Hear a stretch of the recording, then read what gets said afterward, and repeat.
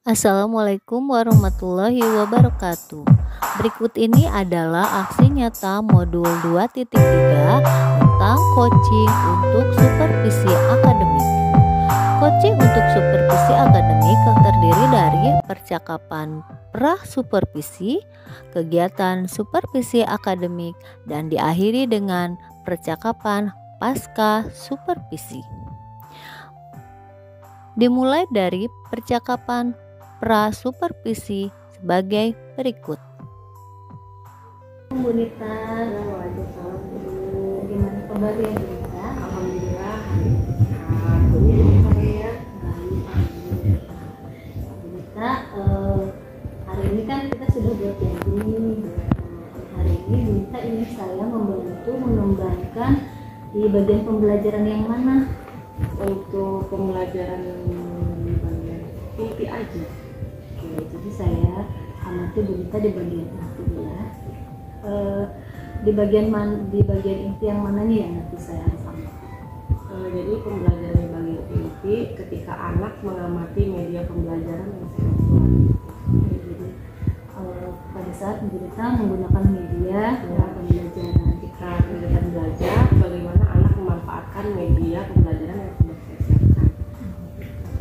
sama ini penilaian Bu Nita sendiri terhadap kegiatan inti itu seperti apa?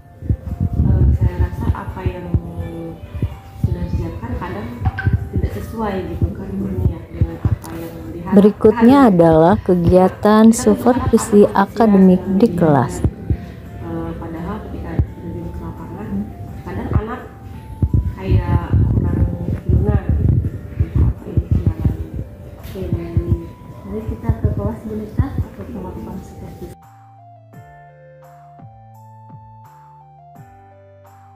Kembali berkumpul dengan mata pelajaran pendidikan agama dan budi pekerti. Ada yang tidak masuk hari ini? Ada. Siapa?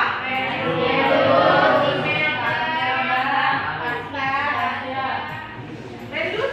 Rendus kenapa? Patah tulang. Kalau patah tulang yang penting jangan patah hati kan?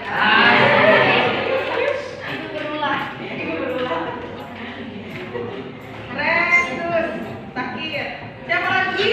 Sakit. Kamila kenapa? Sakit. Terus? Asia. Hah? Asia kenapa? Sakit. Sakit apa Asia?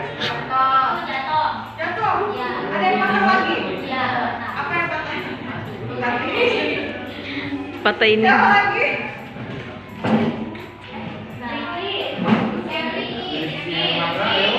Ini kenapa? Apa? Rizky tanpa keterangan. Ada lagi? Erlangga ada? Ada lagi siapa lagi? Tidak ada? Oke, sebelum kita masuk ke pembelajaran seperti biasa, Ibu cek dulu yang nggak pakai ciput ada. Ayo. Ada yang nggak pakai ciput? Bajunya laki-laki berdiri.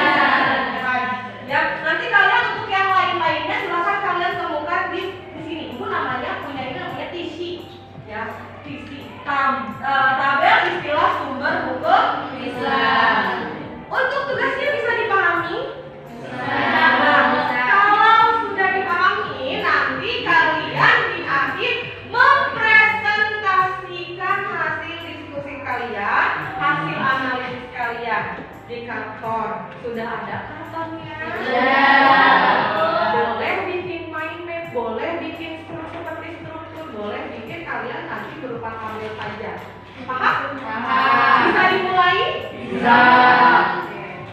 Ini untuk kelompok 3. Ini untuk kelompok 2. Print out materinya. Dan untuk kelompok 3 nanti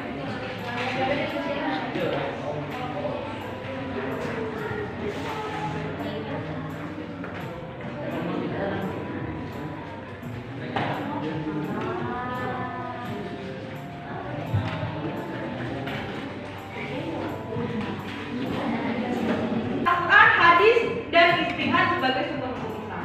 Nanti bagaimana sumber hukum Islamnya dianalisis oleh kalian tentang bagaimana itu Al-Quran, hadis, dan ijtihad.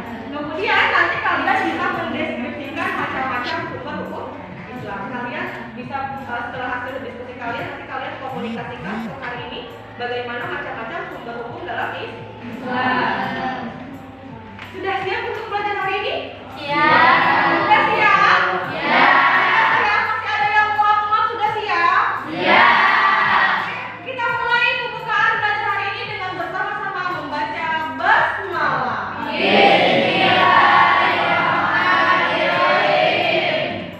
Sebelum masuk ke materi, di sini siapa yang biasanya kalau seandainya lagi galau, lagi mumet, lagi banyak beban, kok Allah begini amat sih? Kok Allah merasa nggak adil banget sih? Ada yang pernah mengalami seperti itu? Ada yang pernah galau? Ada yang pernah patah hati? Ada yang pernah sakit hati banget? Nah, itu biasanya kalian kalau seandainya sakit hati, apa yang akan kalian lakukan? Waduh, sholat. Apa lagi? Kalau seandainya lagi putus cinta, apa yang kalian lakukan? Nangis. Ada lagi? Pernah nggak kalian merasa kok Allah nggak adil banget sih? Kok masih pacar di saat yang sedang sayang-sayangnya kok ditinggalin? Ada yang seperti itu? Allah nggak adil banget gitu ya, padahal baru aja mau sayang banget, udah ditinggalin gitu ya. Ada Rika, kenapa Rika? Ada. Nah, itu sebenarnya segala sesuatu yang kita alami semuanya sudah diatur, sudah ada yang mengaturnya, sudah ada pedoman hidupnya. Kita berpaku sama siapa? Jangan milih dulu. Kembali lagi ke siapa? Allah. Ibu punya video. Lihat sebentar. Cara pakai bagaimana ya?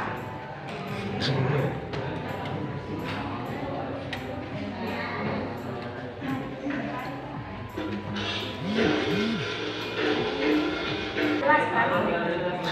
Ya. Dibaca dulu materinya. Mau putih nggak?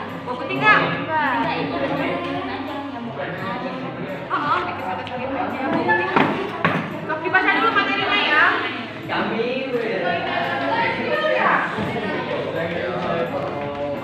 Jangan kamu yang biasa itu. Kalau itu punya spidol memang. Nggak ada.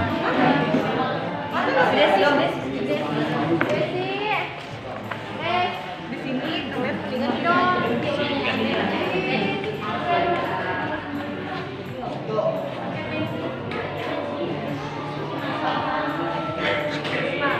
Al-Quran, kemudian ada apa lagi? Hadis, satu lagi. Nanti Al-Quran garis ke bawah, jadi kesini aja. Kayak ke bawah aja. Ya. Oh iya, kalian model ya? Oh iya.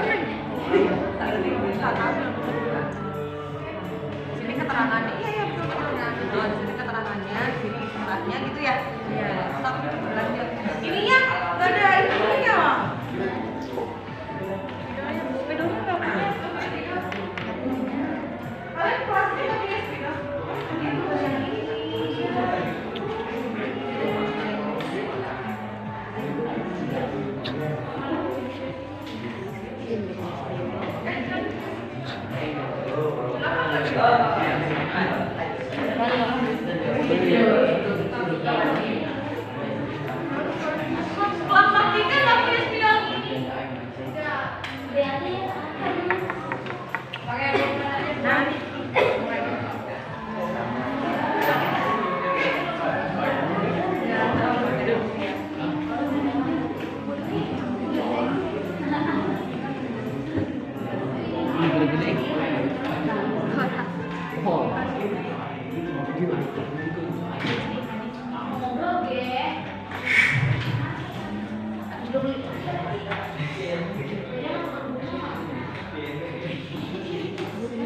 matiin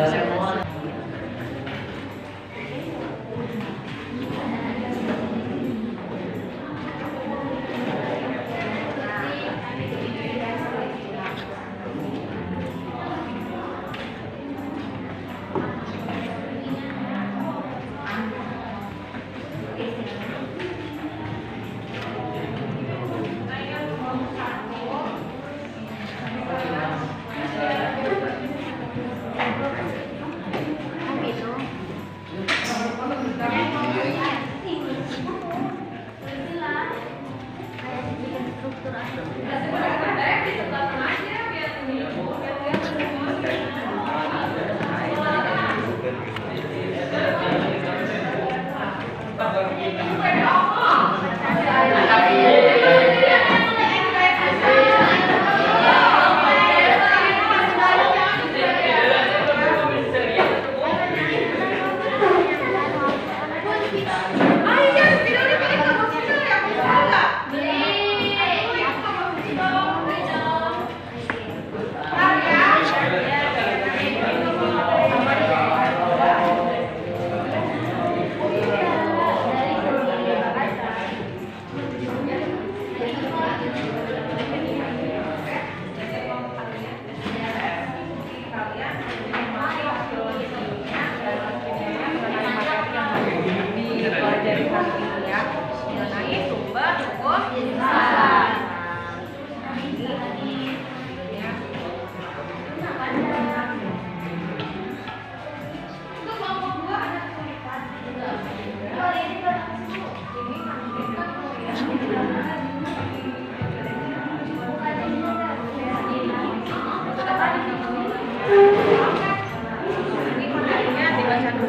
Dipahami dulu, baru setelah dipahami judulnya kan judulnya sumber hukum Islam, terus Al-Quran tempel.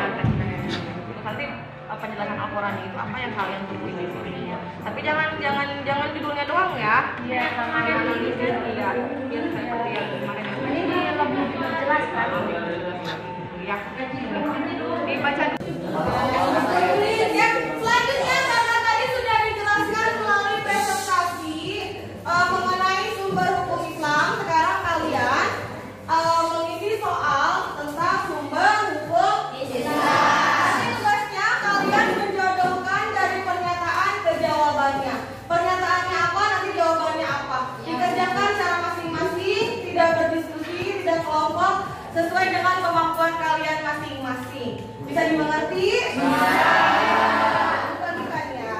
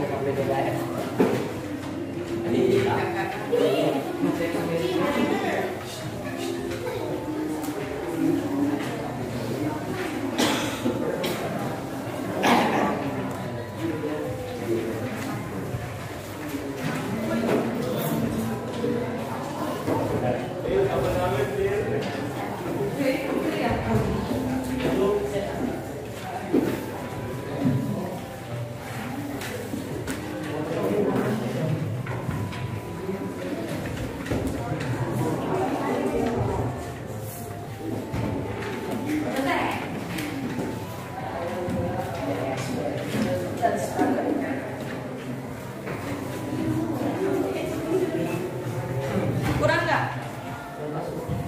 Sudah? Tapi kalau lebih dikembalikan. Sudah? Lebih satu dikerjakan. Silakan isi nama dan kelas dulu.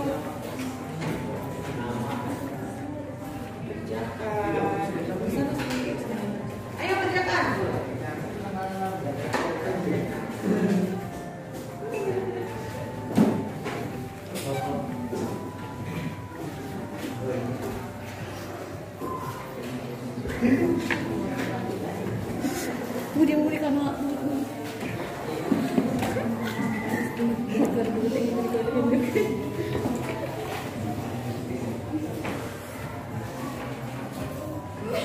Oke,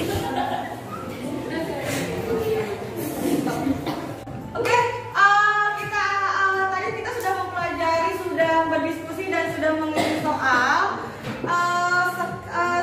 Pembelajaran hari ini sudah kita lewati dengan berjalan dengan lancar, alhamdulillah. Berarti kita tutup bersama-sama dengan membaca hamdalah. Yang terakhir adalah percakapan pasca Kita kembali akan supervisi. bertemu lagi minggu depan dengan materi dakwah Rasulullah di Mekah. Sekian dari saya, terima kasih. Assalamualaikum warahmatullahi wabarakatuh.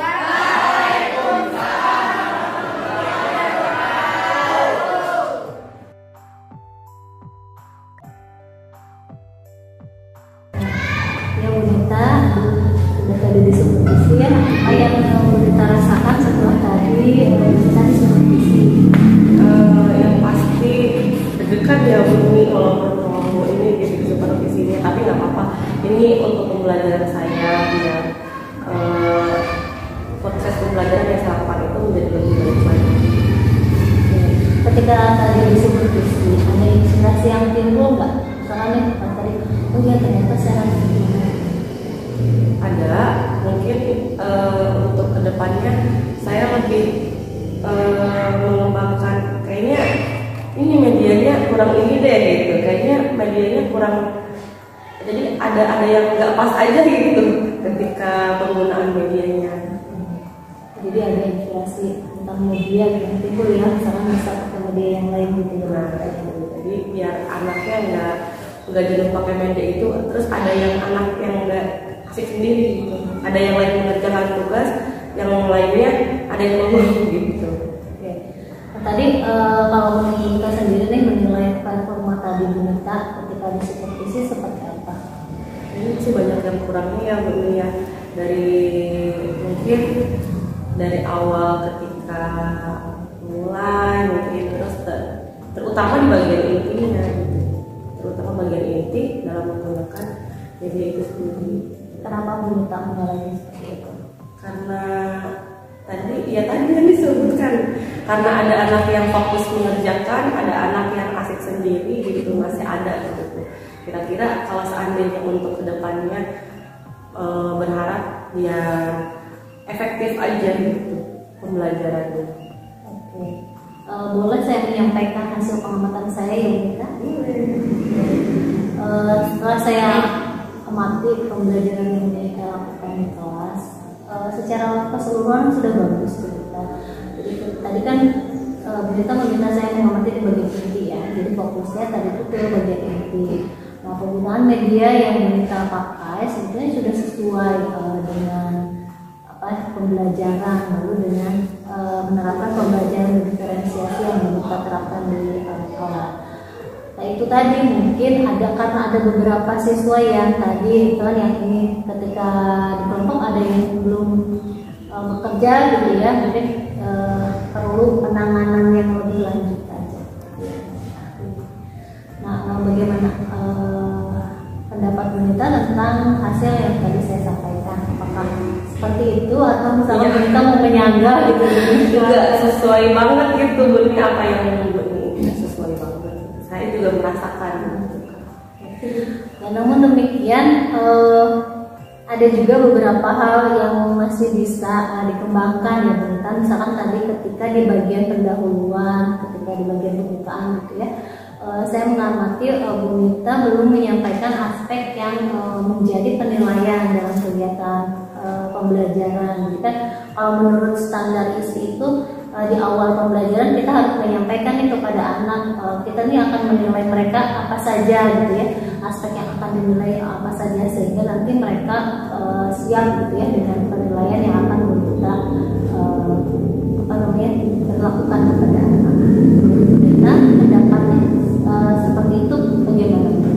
Iya, mungkin itu juga bisa berpengaruh ketika anak melakukan tugasnya juga kali ini ya. Jadi kalau seandainya disampaikan di awal penilaiannya akan saya lakukan, otomatis nggak ada anak yang nganggur gitu juga ya, bisa juga seperti itu. Oke. Nah setelah supervisi ini dilakukan, apa sih yang ingin kita capai? bisa melakukan kegiatan pembelajaran yang lebih baik lagi, kemudian bisa menyediakan media dengan semenarik mungkin, seefektif mungkin, dan tujuan-tujuan yang sudah ditentukan dalam proses pembelajaran bisa tercapai. Jadi Bu Nita ingin pembelajaran yang kita lakukan itu menarik, ya. Nah, indikatornya seperti apa sih sehingga pembelajaran itu dikatakan menarik gitu? Kalau seandainya saya itu dikatakan indikator yang menarik itu seperti ketika kita melakukan pembelajaran, nggak ada anak yang ngantuk, nggak ada anak yang jenuh, nggak ada anak yang sibuk dengan kegiatannya sendiri. Jadi terfokus sama kegiatan pembelajaran kita. Itu adalah udah aspek menarik, bahwa kita itu menarik, anak itu menarik untuk mengikuti pembelajaran kita. Nah, untuk mencapai itu yang harus disiapkan oleh Bu Nita apa? Kalau menurut saya sih dari yang selama ini sudah saya lakukan, media aja. Media. Kalau seandainya anak itu hanya dikasih materi yang biasa seperti kayak melihat PowerPoint saja atau melihat film saja, terkadang anak ada yang itu film aja gitu. Kadang anak ada salah satu anak, 1-2 orang anak ada yang lain fokus, anak itu ngantuk gitu. Iya, jadi media aja sih kalau menurut saya. Nah, kalau dukungan yang lain perlu nggak Bu Nita? Dukungan Yang lain selain media gitu, Bu Nita perlu dukungan dari berupa apa atau misalkan dukungan dari siapa gitu? Kalau yang lainnya mungkin dukungannya dari terutama dari yang senior gitu. Kadang kan kita suka berdiskusi gitu kan ya. Kira-kira contohnya mau berdiskusi materi ini contohnya apa sih gitu medianya gitu.